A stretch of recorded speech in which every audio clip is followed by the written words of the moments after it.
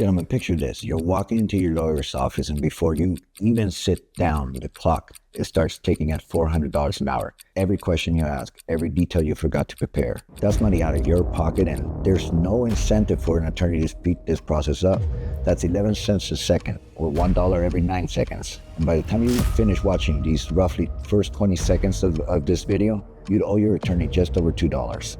My job is to make sure that this doesn't happen to you. So I take your history, break it down, and because no two divorces are the same, I adjust the plan according to your specific needs. That way you spend less time paying for an attorney while also shortening the already long, arduous process of divorce. Today we're going to be discussing a very specific reason why you're screwing yourself with divorce. Not the judge, not your ex, but yourself. And we're going to use a real case scenario. So follow along, and at the end, we'll discuss some best practices for you. So when you come to the court, you're prepared. And by the way, if you're watching this, it's $400 an hour. You'd just be shy of the $7 mark in attorney fees by now. Whenever possible, as a divorce coach, I try to spend time in the courts. I mean, if you're going to be a divorce coach and you don't do this, you're kind of missing some key aspects of your divorce, along with your recovery. Because it's my job to find your resources, the ones available to you. And clearly, money is going to be a resource. The more money that you spend in the court, the less resources that you're going to have. And then you end up screwing yourself. I mean, emotions are high, confusion is rampant. You blink, you miss something, and you lose. That's how it works. So today I went to Pasadena court, and I'll discuss what I observed, what the bailiff observed, and what I believe the judge observed also. But before I do, hit the like button and subscribe, because you're now entering a new chapter in your life, and the more informed you are, the better. Plus, I'd like to hear from you as my audience. See, this video isn't going to be about how the system mucked you over. It's not about that. That's not my style. Instead, it's going to be about how you're self-sabotaging yourself and how to improve yourself when the system is actually trying to help. And while the case is real, the names have been changed. First, let me say that going to the court system is intense. You feel the energy around you, the concrete walls, the bare floors, the poorly dressed attorneys, and the echoes of every word that are bouncing off these walls. Add the fact that you don't get reception and you're completely isolated. Then we enter a system that we've been historically told that is anti-men, and language like recess, continuance, and stipulations, they're thrown around as if we knew what it meant. So I go in, and as usual, the room is pretty empty. Except the guy in the back, this guy right here, with curled papers. Renee's narrating, and he's doing a fine job. He's embellishing for dramatic purposes, but this is pretty much what happened. And yes, my papers were folded like this. Now, usually what I'm hearing, I'm allowed to be on my phone, but for some reason this time there's a new bailiff in town, and she just asked me what I was doing there. I tell her that I was a divorce coach studying the procedure. She sternly asked me to put away my phone. No problem, I say. Can I take notes? No electronic equipment. Fair enough. There's a first time for everything. At 9:58, the swearing-in begins. I do just what I said when I got married too. And Judge Yang addresses both Mr. Diaz, the guy in the back waiting, and his ex-wife, who was going on through Zoom. And the judge, who's a complete baby talker, when she asked Mr. Diaz, he said he couldn't have paid for an attorney anymore. Now remember that in order for me to be effective in my job, I have to nitpick every little thing that the guy does. Not what the mom does. She could screw herself over as much as she wants, but what the guy does, because finding their mistakes, it helps me coach to avoid your mistakes. The way I see it, by being harder on the men, I could represent them better. To me, Mr. Diaz, he looked this level, unkempt. Frankly, he just didn't want to be there. It was very clear, more than clear, that he didn't want to be there. I looked that bad. He sits down, sitting forward as in attention, but within a few minutes, he leans back on his chair. I'll spare you the legal jargon, but this was a status check from the prior that took place 3 months ago. The dad was given a 3-year restraining order, in which time the dad was going to attend anger management classes and get supervised visits 4 hours a week, which is qualified professional. This was his time for a follow-up, and it was just supposed to be standard. Mr. Diaz, the judge asked, how are your visitations going? Not good, Your Honor. I can't afford a professional supervisor either. There's some back and forth, and then it comes down to who he knows and who the mom trusts to be a supervisor, and dad recommends a couple of people, and that are his family members, and the spouse says that she doesn't trust them to be part of the process. The dad, Mr. Diaz, brings up a third person, and before mom says that anything, the judge says, and this is key because as men, we're used to hearing about how piss poor the system is against us.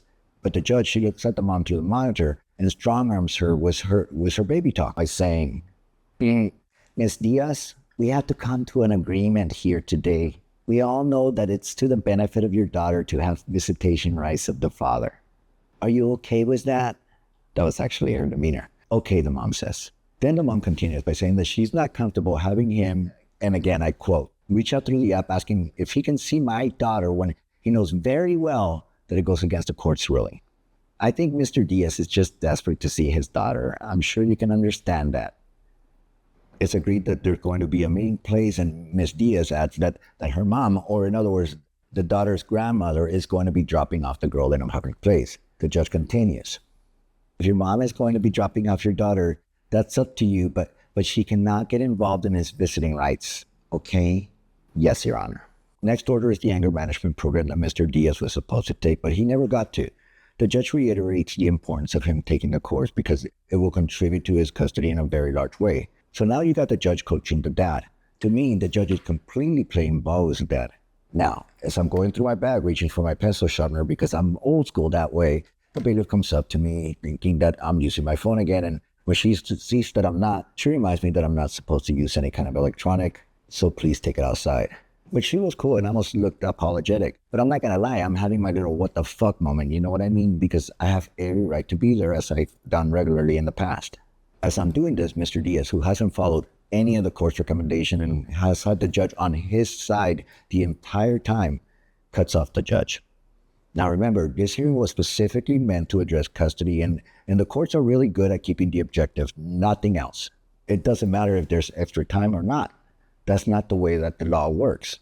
The courts, they hate getting off topic with other problems. Your Honor, the real issue is, Mr. Diaz, please don't interrupt me when I'm speaking.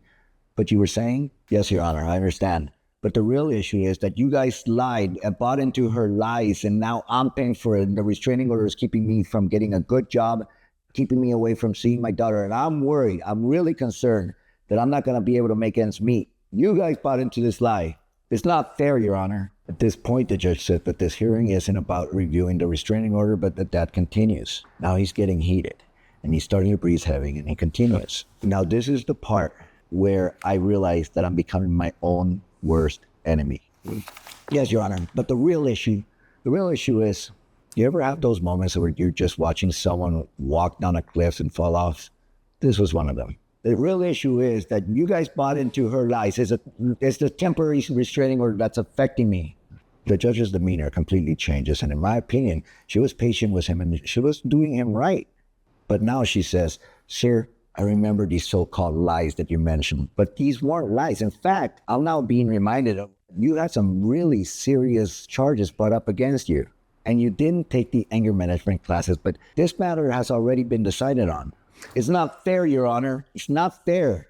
Now the bailiff is behind him, and he begins to open his mouth, but before he does, the bailiff gets involved. Sir, this isn't the place for this. Please don't interrupt the judge and respect the ruling. Fine. Crap. At 10:26, the court gets adjourned. Dad, he walks out pissed, right? Mom, who was on the video call, she hangs up, and the bailiff, she comes up to me. She was curious. Now, I've spoken to a few bailiffs, and they've always been cool with me, and she was also. Before she begins to speak, I introduce myself. Hi, officer. Sorry I interrupted the court. My name's Renee, and I'm a divorce coach for men. I was just doing some research in the court so that I can help my clients be better equipped to streamline the process. She asked a few questions back and forth, and she was very helpful. Curious, I asked, what are some of Judge Yang's hot buttons? Because she was pretty cool with this guy. According to the bailiff, the judge preparation was key. In addition, she hated it when people would try to use their kids as weapons, like the mom was doing in this case. Despite first impressions, the bailiff was actually really cool. She brought up how in court, emotions that they run high, and that they were done for lunch. But I was welcome to return at 1:30 in the afternoon. It was only 10:30 in the morning, 3-hour lunch. As I go downstairs about to leave, I run into the dad. Dude was fuming, and I casually introduced myself and told him what I observed along with a few recommendations. He blamed the system. He spent over $17,000 in attorney fees, and I didn't do crap, so he let the attorney go. He was pissed, and I get it, but he didn't do himself any favors. So now, let me address some key points, because to you, it's pretty obvious what he did wrong, but frankly, I see this all the time. Not to this extent, but we all do it. The thing is that he showed up to fight the wrong fight. When it was time for him to fight a restraining order, rather than defend himself, he fought his ex. Today, rather than increase custody, he fought against the restraining order. Then comes the obvious. He didn't follow the judge's recommendations. Now, if you get anything, and I mean anything from this, prepare. Frankly, just go to the courthouse and observe the judge that's presiding over your case. That's going to take away a lot of angst. Do that. I'm not kidding. Go to the courthouse and watch over the judge. That's going to help you up a ton, way more than preparing to just with an attorney. Observe the session, take notes, introduce yourself to the bailiff, and they appreciate the fact that you're taking the initiative here. Ask them questions. Ask about the judge's hot buttons, how to prepare, and keep to the agenda. And afterwards, when you do have your case, go to the clerk's office and ask to see if you can get the transcripts. Look, gentlemen, the system sucks. It's slow. I know that. But preparation is going to be key. And I think for the most part, the guys, we don't know how to defend ourselves in a court of law. We as men, we often enter the courts with prejudice. And I did that. I'm guilty of it. I listen to public opinion, and so did Mr. Diaz. And that's a very expensive mistake. If I had to talk to Mr. Diaz and give him some coaching advice, I would tell him to bring someone with him that could be objective and give him some clarity in what he's up against. That way he could check himself afterwards rather than wreck himself. He's self-destructed out there. And now, man, imagine going through this divorce, having no idea how to fight, questions to ask your attorney, or how to prepare. That's what you're up against. And the point is, don't just play it safe, play it smart also by talking to someone that knows how the heck to approach the divorce, not from a legal perspective, but also from a strategic perspective. This guy paid a lot of money. He lost and he's still paying for it, but now in different ways. Attorneys, they're not coaches. They represent you, but they don't coach you, and you need someone to guide you here. So now here's the deal. It's your turn. You need to develop, you need to grow, you need to listen and get your perspective straight. It's your call. Schedule a consult and get direction, or just continue watching my videos. Now YouTube thinks that you're gonna like this one right here.